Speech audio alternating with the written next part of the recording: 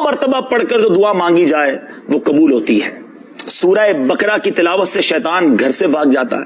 آیت الکرسی پڑھنے سے محتاجی دور ہوتی ہے۔ سورہ کہف کو ہمیشہ پڑھنے والا دجال کے فتنوں سے محفوظ رہے گا۔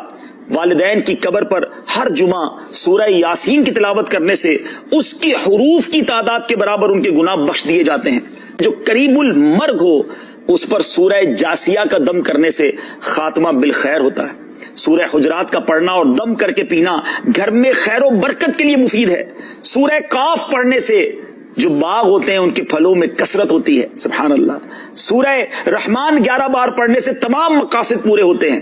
سورہ واقعہ جو شخص روزانہ پڑھے گا اسے کبھی فاقہ نہ ہوگا۔ سورہ ملک کو ہر رات پڑھنے والا عذاب قبر سے محفوظ رہے گا۔ سورہ مزمل کو 11 بار پڑھنے سے ہر مشکل آسان ہو جاتی ہے۔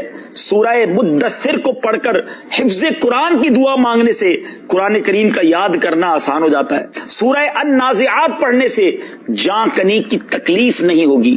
سورہ دحا پڑھنے سے بھاگا ہوا آدمی واپس آ جائے گا۔ سورہ علم نشرح کو جس مال پر پڑھ دیا جائے اس میں خوب برکت ہوتی ہے۔ سورہ تین والزیتون جو ہے 3 مرتبہ پڑھنے سے اخلاق و کردار بہتر ہوتے ہیں۔ سورہ علق میں جوڑوں کے درد کا علاج ہے۔ سورہ مدثر کو پڑھ کر حفظ قرآن کی دعا مانگنے سے قرآن کریم کا یاد کرنا آسان ہو جاتا ہے۔ سورہ النازعات پڑھنے سے جان کنی کی تکلیف نہیں ہوگی۔ سورہ دحا پڑھنے سے بھاگا ہوا آدمی واپس آ جائے گا۔ سورہ علم نشرح کو جس مال پر پڑھ دیا جائے اس میں خوب برکت ہوتی ہے۔ سورہ تین والزیتون جو ہے 3 مرتبہ پڑھنے سے اخلاق و کردار بہتر ہوتے ہیں۔ سورہ علق میں جوڑوں کے درد کا علاج ہے۔ سورہ قدر جو صبح و شام پڑھے اللہ عز و جل اس کی عزت بڑھا دے گا۔ سورہ بینہ برس اور یرکان کا علاج ہے۔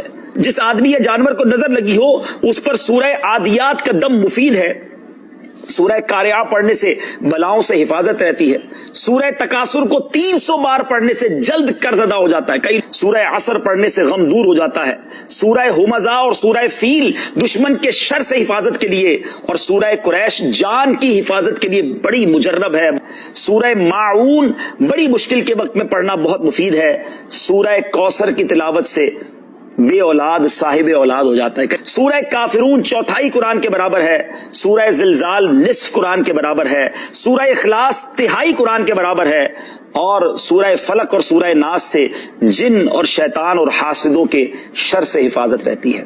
پھر کیوں نہ ہم قرآن سے دوستی